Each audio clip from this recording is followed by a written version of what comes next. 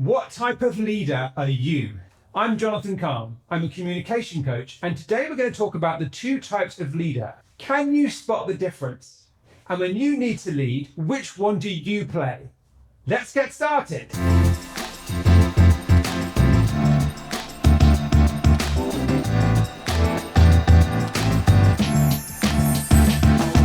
Alright, so there are a lot of leaders and managers in the workplace, but did you know there are two different types of leaders, two different sets of behaviors that you'll find in leaders at work?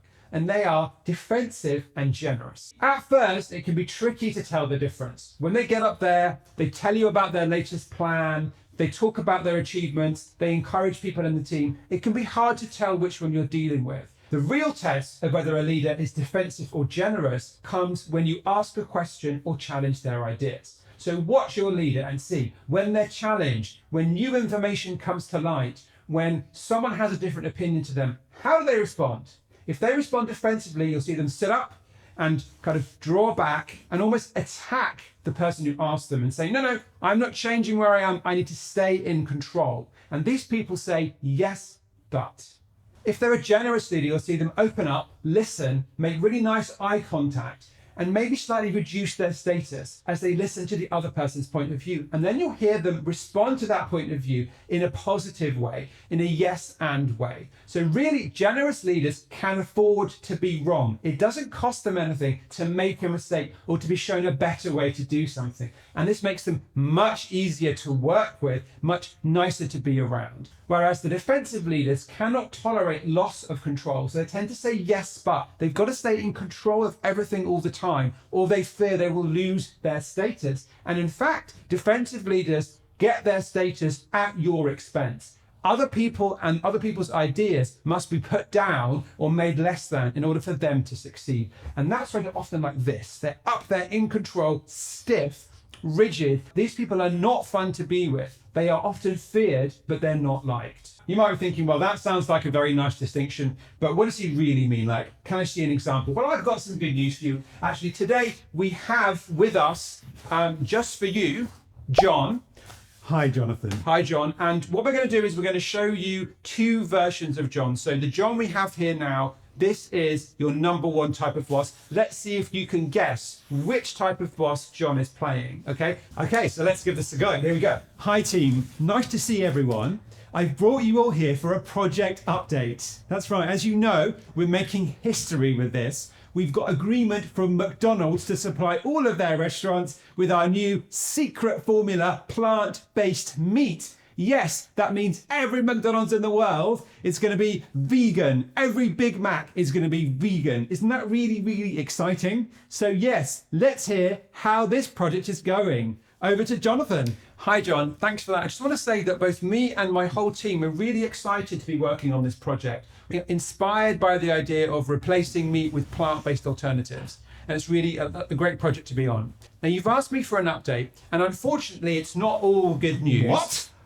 Well, we've experienced a few hiccups in the supply chain. Hiccups? What are you talking about? This is our flagship project. It has to succeed. And we've also hit some technical roadblocks in terms of that secret formula that you mentioned. I know it's a very important project, both to you and the company. Damn right it's important. This is my moment of greatness. Our company's moment of greatness.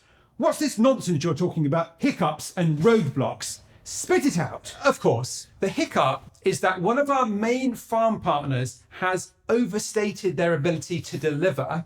They can only supply 1/10 of what we ordered. So it's going to be very difficult to fulfill that McDonald's deal. But we also have a more significant roadblock in terms of our IP. What? What are you talking about? Well, it turns out that our secret formula may not be so original after all. Our research team has unearthed a traditional recipe that looks awfully similar to the patent-pending plant-based meat formula that we have. So we run the risk of bad PR or even losing a patent case in court. Plus, I'm not sure how McDonald's would see this. Nonsense. Your researcher must be confused. We've invested billions into this idea. It's completely original and it has to succeed. So team, ignore what this guy is saying. I can reassure you that we're going to overcome any blips. This project and your work is going to change the world. So there we go. So which type of leader was that? That's right, that was a defensive leader. He couldn't tolerate a different point of view or even new information that contradicted what he said. And he just pushed back against it. He was very kind of stiff and rigid and didn't want to hear something that went against what he said. And the problem with that, of course, is that his project is not going to go very well. Okay, now we also have another leader here to talk to you today, and I'm going to bring him in now. Hi, Jonathan. So he's going to show you a different type of leadership. So take it away, John. I'm excited to open this board meeting. As you know, British Airways is the world's favourite airline, and we pride ourselves on staying ahead of the pack. And today I have an announcement that's going to revolutionise air travel. Yep, today we've signed a preliminary agreement to purchase a fleet of the world's first supersonic jet fueled entirely without carbon. John, sorry to interrupt you. You're saying we have a new Concorde without the jet fuel? Yeah, that's right, exactly. Heathrow to JFK in 3 hours, and the whole thing runs on recycled cooking oil and newspaper. Newspaper? Are you sure, John? But they told me it's synthetic jet fuel. I'm not sure on the details, but they assure me it's carbon neutral. I'll get the boffins to send around a technical paper so all of you can check it out. So thanks for the question. Anyway, I wanted to share the news with you all to get some feedback. I do have a question. One of the reasons why we ditched the original Concorde was financial, because it was never financially viable. So what's changed now? That's a great question, Jonathan, thanks. You're right, high costs are one of the reasons that we withdrew the original Concorde. And it's one of the questions I asked in the early stages. And it turns out that improved technology has drastically reduced the cost base. If the projections I've seen are correct, we could be profitable in 10 years. Let me guess, those projections came from the same company which designed this new plane. What if they're wrong? I take your point. Let's make sure to get a proper risk analysis done. Any other concerns? We do an annual customer attitude survey. And one of the questions on there is people's attitude to faster transatlantic flights. And hardly anyone seems to want that. So what makes you think we can convince people to buy in?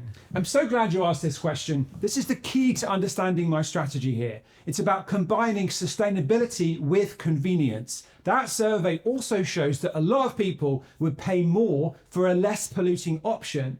And so you combine zero carbon with a faster flight, and we reckon people are going to buy. All right. Well, thanks, John.